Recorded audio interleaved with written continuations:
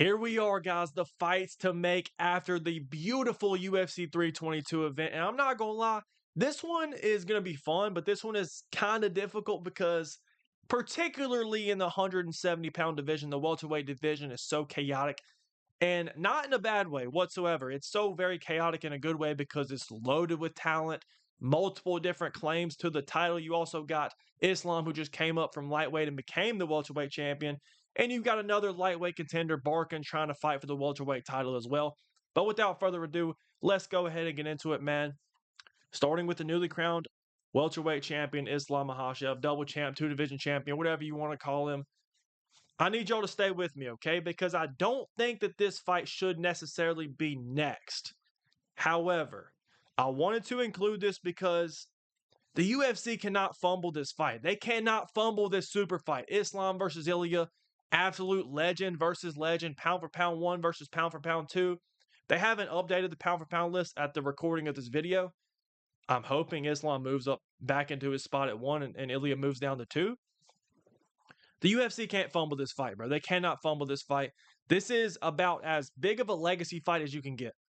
This is like, maybe not in terms of bad blood and in terms of selling pay-per-view, but this is bigger than Khabib versus Conor. And that's just the reality of it. We've never seen guys at this high of levels, at both in their prime, fighting each other.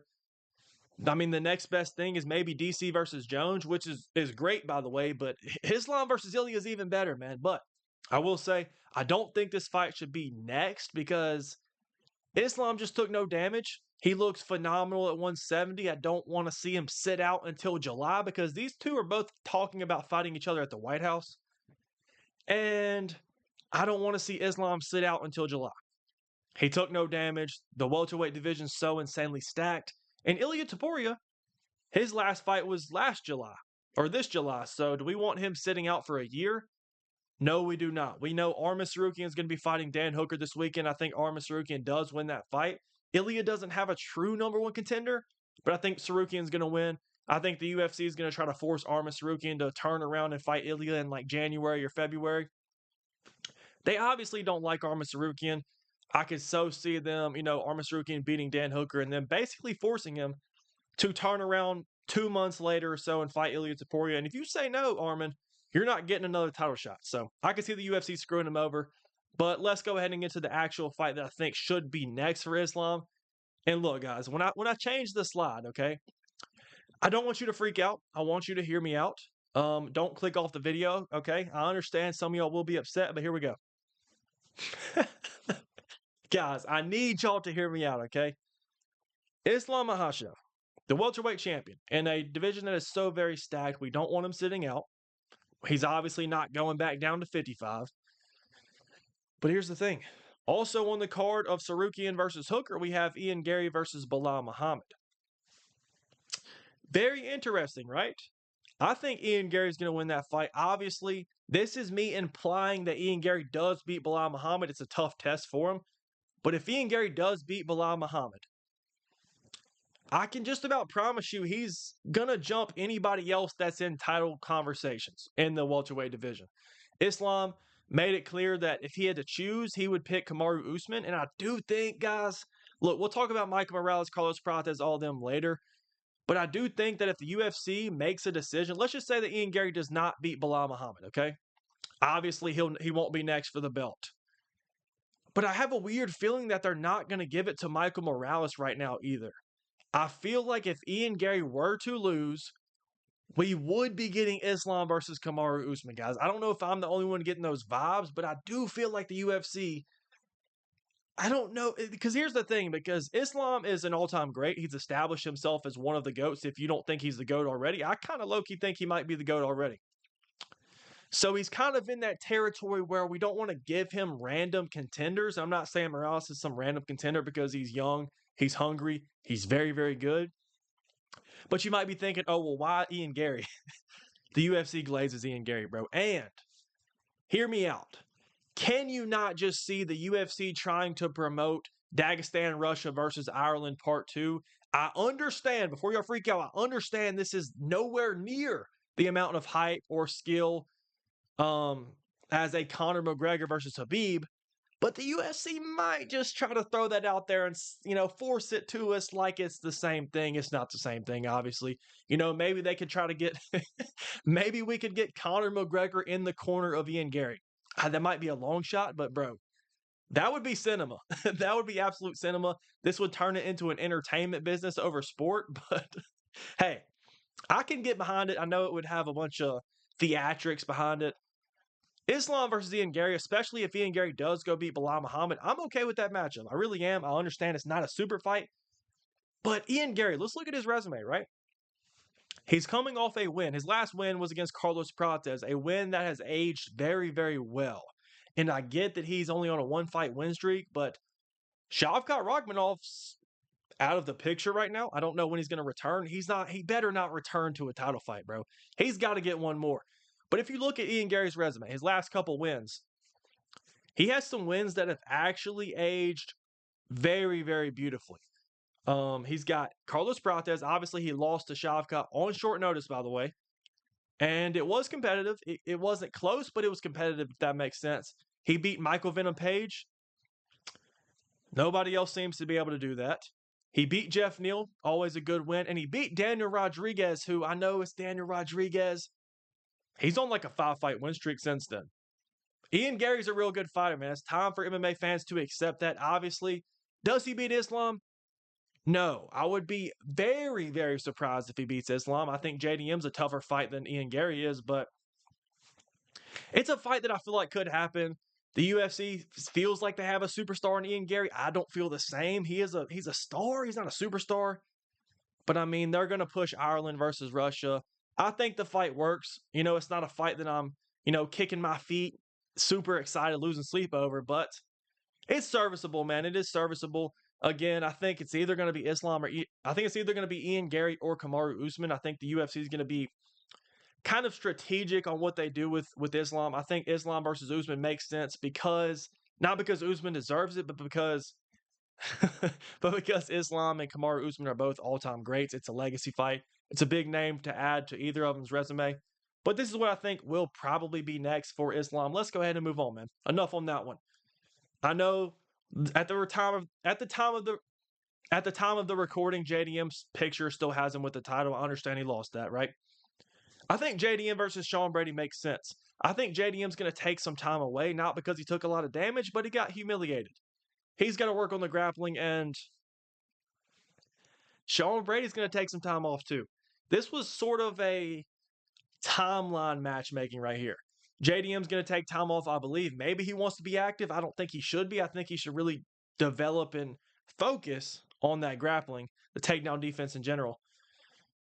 But Sean Brady's got to recover from a knockout victory, a first-round KO, which was pretty bad, man. Morales has crazy power. Again, we'll talk about him later, but I think the timelines will match up. I think JDM's going to take, I don't know, maybe we'll see JDM. Hopefully we'll see him before the summer. Maybe we're talking like April, May, somewhere around there. JDM versus Brady. It feels like a banger fight night main event. Maybe in Australia. Maybe they could honestly send this to Canada, but I don't know. It feels like a fight night main event. It could definitely be a very good fight on a pay-per-view as well, like a feature fight, maybe a good co-main. But it's not going to be a number one contenders fight. Like I said, that welterweight division's so good. It's going to be moving very, very fast. By the time April or May rolls around, the welterweight division is going to be even crazier potentially. But JDM versus Brady, JDM gets to sort of redeem himself against another grappler, a very dangerous grappler. That's Sean Brady. And I can see both guys winning this fight. And this is kind of a fight where the loser obviously is now on a skid, a 2-fight losing streak. But a winner, whoever wins this fight, puts themselves right back in the conversation, right back in the title mix, okay? They both lost to elite competition. If whoever wins this fight will have another elite win on the resume. I think JDM versus Brady is a banger fight. Apparently, they were supposed to fight at one point. I don't know what happened, but for some reason, they were supposed to fight. The fight ended up falling through. I don't think they have beef or anything, not that I'm aware of, but I think this is a banger fight. But anyway, man, let's go ahead and move on. We've got like 8 different matchups to talk about. Moving on to Michael Morales versus Carlos Prates. Look, we're kind of mix and matching a bunch of fighters that were on the same card. I mean, they stacked it with the welterweight division. I think that's what you got to do. Michael Morales has a claim to fight for the title. But so does Carlos Prates. Prates believes he should be fighting for the belt as well. And especially, man, especially if Islam is going to fight like an Ian Gary. I'm going to be honest. If Ian Gary beats Bilal Muhammad, he's going to be at the top of the list. He's going to, I think, maybe deserve a title fight over Morales. Definitely over Prates since he beat him. And I think the Prates win, I mean, it's on par. It's on par with the Brady win. They're definitely on par. I get it. Morales is undefeated, and Ian Gary is coming off a loss, but Ian Gary's got some really good wins on the resume as well. I think Ian Gary's going to be next, especially if he beats Bilal Muhammad. That's going to be the best win. That's a former champion, one fight removed from his title fight. But Morales versus Prates, man. If you want to argue who really deserves the title shot, have them fight each other. Aura versus Aura, man. I don't know who wins this fight because Morales has a crazy reach advantage for the division. So does Prates. Morales has crazy power for the division. So does Prates. Morales is just a great striker for the division with great takedown defense. So is Prates, man. I'm telling you, this is a very, very intriguing matchup. This feels like honestly, I could see this headlining a really big fight night, like maybe Saudi Arabia, Abu Dhabi. It could be a co-main event for a banger pay-per-view. It could be a feature fight, bro. I feel like you got to make this 5 rounds. I don't think it goes all 5 because they're both finishers. But you never know, man. You never know. This feels like a true number 1 contenders fight. Again, we got to see what Islam wants to do, what Dana wants to do with the rest of the division. You also got guys like Shavkat who expected to return in January, February, March. I really, really thought about Morales versus Shavkat. That is very, very intriguing to me. Even Prates versus Shavkat is very interesting. I've got different plans for Shavkat. Depending on what Kamaru Usman wants to do, I understand he wants a title fight or nothing is what it sounds like. If Usman gets the title fight, obviously he'll probably lose that fight and retire. But if Usman wants to fight a contender, man, I think Usman versus Shavkat makes all the sense in the world. I think the timelines will match up. Usman's ready to fight whenever, but I just don't know if he's mentally really wanting to fight a dangerous prospect like Shavkat. Who's not even a prospect anymore. He's an established contender, but it feels like that fight's already been offered and Usman said no. I don't know if that's true or not, but I think that makes sense, especially if you go this route, Morales versus Prates. It just kind of clouds the top of the division because let's say whoever wins this fight between Morales and Prates is going to be the number 1 contender. But if Kamaru Usman beats a Shavkat, he's going to be arguing to be number 1 contender. It's going to be very confusing. It's all going to come down to timing, but I think Morales versus Prates is a banger fight. Let's move on. Leon Rocky Edwards, man. I think he's on a 3-fight losing streak now. It sucks. Leon still looks good. I'm not going to sit here and say he's washed, but he's coming off a nasty KO win. Or KO loss, excuse me. I think he should take some time to recover, and I think he will. I think he'd just do a fun fight. Leon Edwards probably needs to realize he's now at a point where the welterweight division is so good. They're all young and hungry. You're on the decline. Everybody else is on the incline. It's going to be very, very hard to get back to a title fight. Leon and Masvidal, they fought before backstage, right? Masvidal wants to return to the UFC. There's been rumors about this fight potentially if Masvidal does return, and I think it makes sense. This is a banger. Talk about White House. Masvidal wants to fight at the White House. Leon versus Masvidal. Dude, imagine if Colby was on the card too. But Leon versus Masvidal at the White House would be a banger addition to the main card. It would be a very, very interesting addition to the main card. Obviously would not be main event or co-main event, but could be main card opener, could be feature fight worthy. Again, it's probably 2 fighters that are going to be borderline washed, at least with Leon. I know Masvidal's washed, but if we're talking about July, Leon's going to have not fought in 8 months or so, recovering from a KO, also on a 3-fight losing streak. This feels like a silly fight, but I mean, honestly, I'm down for it. I'm down for it. They have beef. They've never got to fight in the UFC.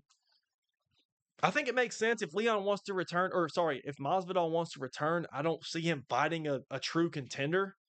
I think he's going to want to fight a big name. He's not going to fight some nobody, some unranked guy. He's going to fight somebody with a name. Leon has that name. He's a former champion. You can get some eyes on this fight, bro. I will say that. You can get some eyes on this fight. I think this could be a great fight to add to any main card. If it doesn't have to be the White House. Could be a crazy fight night main event. Whatever you want to do, man. I think this fight would be a lot of fun. All right, we still got a couple more to get into. Moving on to Benoit Saint-Denis, coming off a 15-second knockout victory over Beneil Dariush. BSD's title run has restarted. Okay, it's restarted. It's real. He's on a 3 or 4 fight win streak now after the Poirier and Moicano losses. I think you got to make this fight, guys. I've been pushing for Benoit Saint Denis versus Michael Chandler for like 6 months, maybe even a year. I feel like this fight's got to happen, bro. I feel like this fight's got to happen. These are the most reckless fighters in the UFC. I want to see them fight each other, okay? This can be a 3-rounder. This fight's not going out. It's not going past the first round. Michael Chandler's going to try to take BSD's head off immediately. He's pedal to the metal. So is BSD, bro. I'm telling you, it's going to be a car crash. Somebody's getting slept. Somebody's maybe getting choked out. I think BSD would win this fight, but at the same time, I wouldn't be all that surprised if Michael Chandler just pulled this one out and knocked out BSD. I think it's a fight you got to make, bro. And BSD, I think, is going to want to stay active because he obviously took 0 damage in that fight. He's riding momentum. Let's let him fight early 2026. Michael Chandler might want to return about then. If he probably is going to fight at the White House. I don't think this fight would be on the White House, but unless BSD wins before that. But anyway, Michael Chandler, he's on the back end of his career. He maybe has 2 fights left. Michael Chandler can fight Benoit Saint Denis, win or lose. You can still throw him on the White House, have him have his retirement fight at the White House in front of President Trump. I think he'll love that, bro. I think he will genuinely love that. And if BSD beats Chandler, I'm not going to say, oh, he needs to be next for the belt. But I mean, he puts himself in great position. He puts himself against a guy like a Dan Hooker, against a guy like a Charles Oliveira, maybe, man. I don't know. We'll see. We'll have to see how that division plays out as well. But BSD, man, he's racking up some wins. He's not racking up the best wins yet, but it's a great start. Chandler, again, is not going to be viewed as a phenomenal win, but it's definitely a good win, okay? Let's go ahead and move on to his opponent, Beneil Dariush. You got to hang it up, bro. Beneil, again, I love me some prime Beneil Dariush. He was great back in the day. He's no longer great. He's still a great grappler, but his chin is so very gone. I mean, you can fight somebody that's unranked if you want to, but bro, I would not diminish your legacy. The legacy's good. It is good, man. He was on a crazy win streak at one point in time going into the Charles Oliveira fight. But if you do this to yourself, Benny, we don't want you to turn into Tony Ferguson 2.0. We don't want you to get slimed out at the back end of your career unnecessarily because your chin is gone. Unless you fight somebody that absolutely has 0 power. Well, you did in Moicano, and he dropped you. Moicano almost knocked out Dariush, bro. Dariush, just hanging up, bro. Yeah, don't even entertain the idea of fighting. You can go compete in some BJJ tournaments.